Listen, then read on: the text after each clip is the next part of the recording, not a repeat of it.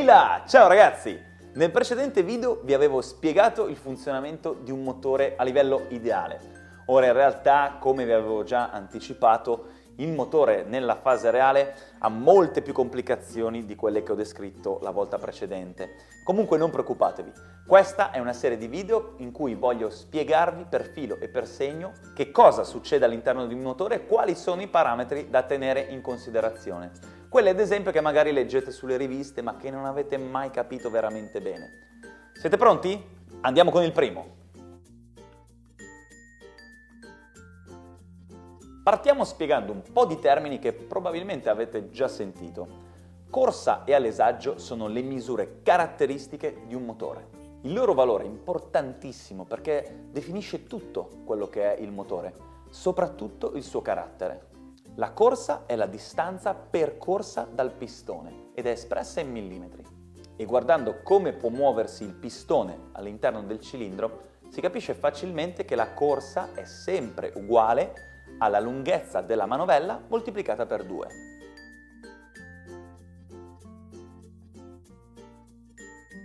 L'alesaggio invece rappresenta il diametro del pistone ed è espresso anche lui in millimetri. Se la corsa è inferiore all'alesaggio si dice che il motore è superquadro. Nel caso inverso invece si parla di motore sottoquadro. Nelle moto la maggior parte dei motori è superquadro, anche se alcuni lo sono più di altri.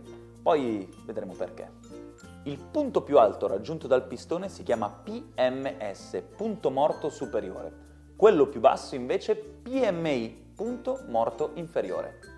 Si chiamano morti perché quando il pistone ci arriva si ferma per un brevissimo istante prima di invertire la sua corsa.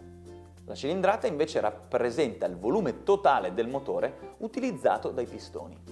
Quindi in realtà, se ci pensiamo, bastano veramente delle formule di geometria elementare per calcolare la cilindrata di un motore dato il suo alesaggio e la sua corsa, e ovviamente il numero dei cilindri.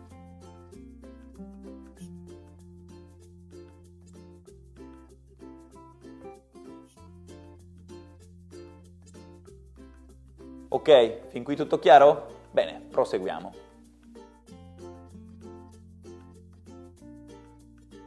Boom! Coppia e potenza sono i primi numeri che tutti andiamo a guardare quando esce un nuovo modello di moto. Ma cosa sono esattamente? Partiamo dalla loro definizione matematica e poi facciamo qualche ragionamento per capire meglio di cosa si tratta. Una coppia è il prodotto di una forza per una distanza. Infatti la sua unità di misura è il newton per metro.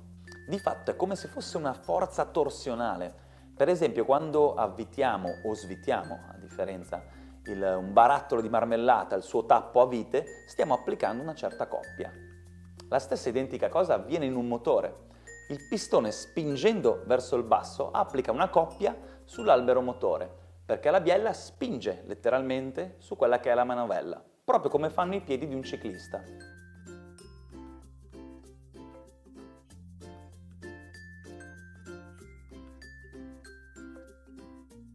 Seguiamo quindi quello che dice la formula.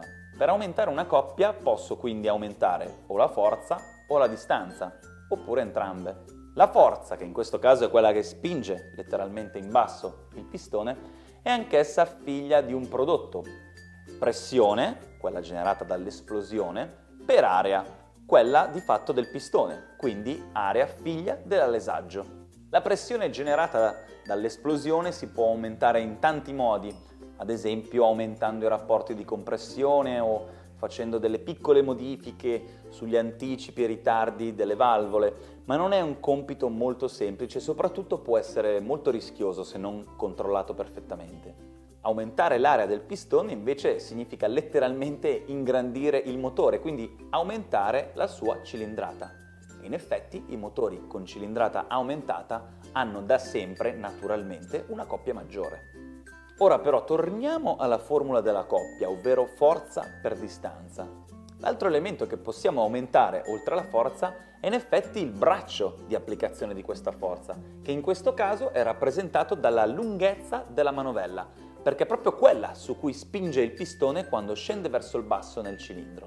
Ma come abbiamo detto prima, manovella uguale corsa, quindi manovella lunga corsa lunga. Questo spiega ad esempio perché i motori cosiddetti a corsa lunga hanno tantissima coppia, soprattutto ai regimi più bassi, come ad esempio il bicilindrico di Moto Morini.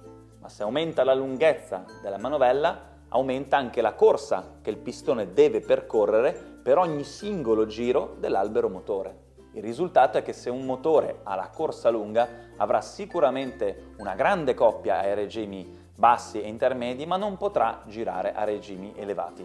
Questo perché rispetto a un motore a corsa corta, se prendiamo lo stesso identico numero di giri, il pistone del motore a corsa lunga percorrerà una distanza molto maggiore rispetto a un motore appunto a corsa corta. Questo implica una velocità superiore sicuramente del pistone.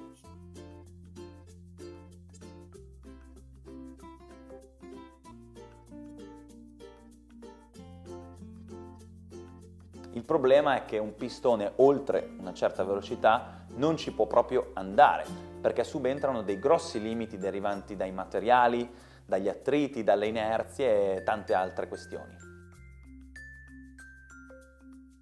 Già da questi ragionamenti comunque si inizia a capire perché la decisione di una corsa lunga o di una corsa corta possa influire così tanto su quello che è poi il carattere effettivo del motore. La coppia è legata a doppio filo alla potenza e basta guardare la sua formula per capirlo. Potenza uguale coppia per velocità angolare, che possiamo chiamare per semplificazione numero di giri. Per aumentare la potenza, quindi, possiamo aumentare la coppia con i metodi che abbiamo appena visto, ma solo fino a un certo numero di giri, perché poi subentrano i problemi di cui abbiamo già parlato. L'altro modo per aumentare la potenza è salire tanto con il numero di giri. Ecco perché i motori che hanno bisogno di tanti cavalli hanno la cosiddetta fame di giri. Per salire di giri però non basta utilizzare la corsa corta, servono tante altre soluzioni tecnologicamente molto avanzate, come ad esempio l'adozione di materiali molto pregiati, leggeri e resistenti, come ad esempio il titanio. Questo perché più si sale di giri, più tutti i componenti che ruotano all'interno del motore generano inerzie elevatissime, mostruose e che bisogna contrastare. Ok, per capire meglio i concetti di coppia e potenza facciamo due esempi. Il primo è un motore di un camion. Gira poco, ha tantissima inerzia e quindi esprime relativamente poca potenza. Dico poca potenza ovviamente se rapportato a quella che è la sua cilindrata. La cilindrata però è molto elevata e la coppia che è in grado di generare, ossia la sua forza, è qualcosa di mostruoso. Esattamente quello che serve, perché un camion deve riuscire a trainare tanto peso in qualunque condizione, anche ad esempio in salita. Quindi su un mezzo che deve trainare grandi pesi serve concentrarsi sull'ottenere una grande coppia. O letta al contrario, ad esempio, un mezzo dotato di una grande coppia non avrà bisogno di uno studio così accurato sui pesi. Ora invece immaginiamo il motore di una Formula 1, magari di quelle ancora vecchie, aspirate a 10 cilindri. È il caso opposto a quello di un camion, perché in questo caso la potenza è elevatissima perché il motore può girare fino a 16, 17 e in alcuni casi anche 18.000 giri, ma la coppia è bassissima. In altre parole, un motore da Formula 1 genera poca coppia, ma può farlo per un range di giri elevatissimo e quindi produrre una grandissima potenza. Mettiamola così, la coppia esprime la forza di un motore, la potenza invece la sua velocità. Un motore con tanta coppia è come un rugbista, lento ma inarrestabile. Un motore con tanta potenza invece dobbiamo immaginarcelo come un ciclista magro ma assolutamente atletico che nonostante la corona stia già girando molto velocemente riesce ancora a imprimere forza e a farla girare ancora e ancora più velocemente. Quindi la domanda, rugbista o ciclista? In base ovviamente alle esigenze della moto, del marketing e della produzione, i progettisti giocano con i parametri che abbiamo appena visto per decidere che carattere dare al proprio motore. E ora la domanda, si può avere un motore con tanta coppia e tanta potenza? Diciamo che ci sono dei parametri, delle soluzioni con cui i progettisti possono giocare, possono misurare per avere degli ottimi risultati. Però voglio parlarvene nel prossimo video. E a tal proposito ricordatevi di iscrivervi al mio canale, di mettere mi piace al video, di condividerlo e soprattutto attivare la campanella per non perdervi i prossimi video che verranno. Alla prossima, ciao!